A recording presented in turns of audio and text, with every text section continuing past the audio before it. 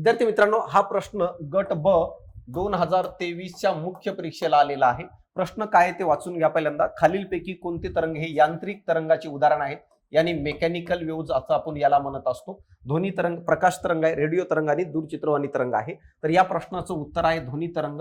ध्वनी तरंग हा मेकॅनिकल यानी यांत्रिक तरंगाच्या स्वरूपात आणि त्यामध्ये लॉन्जिट्युडिनल या तरंगाच्या स्वरूपात ट्रॅव्हल करत असतं. आणि बाकी तिघ जे आहेत, प्रकाशाचे तरंग, रेडिओ तरंग आणि दूरचित्रवाणी तरंग, हे जे काय आहेत हे तरंग इलेक्ट्रोमॅग्नेटिक वेव्हच्या स्वरूपात काय आहे ट्रॅव्हल करत असतात. आणि इलेक्ट्रोमॅग्नेटिक मध्ये कोणतं, तर ट्रान्सव्हर्स वेव्ज या फॉर्म मध्ये काय आहे ट्रॅव्हल करत असतात. तर याच्यावर अनेक वेळेस प्रश्न आलेले आहेत. ध्वनी तरंगा म्हणजे लॉन्जिट्युडिनल मध्ये कंपनाची दिशा आणि तरंगाची दिशा सारखी असते. तर या ठिकाणी कंपनाची आणि तरंगाची दिशा एकमेकाला परपेंडिक्युलर आहे.